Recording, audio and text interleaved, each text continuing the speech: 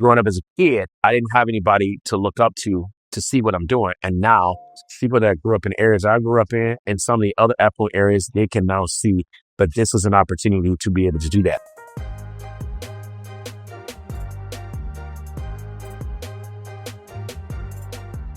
Today, we're talking about what it means to be a person of color as an operator and owner in 2025. So more importantly, in Chicago, where I sit in downtown Chicago.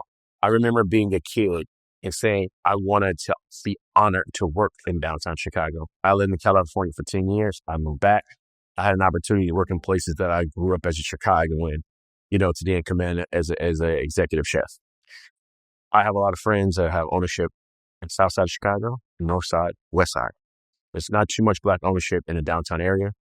The opportunity arises for me to do that, not only just as an owner, but I have 3 partners who are also Black, one who works in the area, another one who has worked in the industry and understands it, and another one who understands the industry inside and outside, but as the marketing side. And we're all as partners, we encompasses what, Black ownership looks like. So what's great about that is that when people look at us and they see us in the front, you now have an opportunity to then do marketing, to do media, to work as a chef, to work as front of the house as a whole.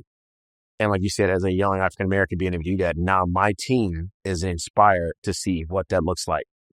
Growing up as a kid, I didn't have anybody to look up to see what I'm doing. And now people that grew up in areas I grew up in and some of the other affluent areas, they can now see that this was an opportunity to be able to do that. And to also command a business and own a business. That takes more ownership, more accountability. And then now I can now mentor through what that looks like, the struggles, the successes. Again, as I mentioned, food is great. I can put food on the table at home, but the understanding what that looks like. I was just telling my team earlier, it's like, no whole fish for the rest of the week. I can't get it. And explain to not only now to my team, but also to our guests. 70% of our guests are African-American. And understanding what that looks like. Being able to show a different expression of what Southern food looks like. I was explaining to a guest last week. She didn't like the fried green tomatoes. And I said, why? She says, well, I was hoping for the batter like fried catfish. I said, well, I dredge. I don't fry. And there's an expression why I do that. And I said, when you look at the menu, I don't have fried food on the menu. I fry French fries, fried green tomatoes. Now, I'm not saying on Sunday morning, I'm not going to get them fried some catfish or some fried chicken. I'm not saying that. But what I'm saying is that our ancestral history, we didn't grow up with all the heavy, unctuous fried food. And I'm not saying that's a problem. My guy, last week I got home and I had some fried chicken with hot sauce and a beer and I was happy. Yeah.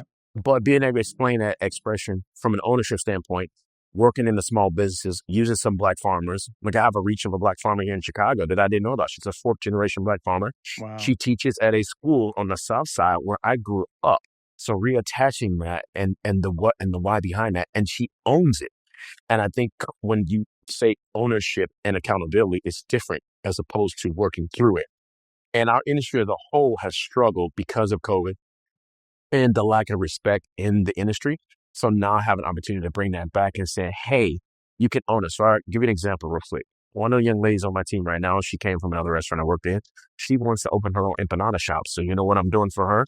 She's going to cost out her empanadas herself, and she's going to put her empanadas on my menu. And I'm going to show her how to run the sales track so she sees what that looks like.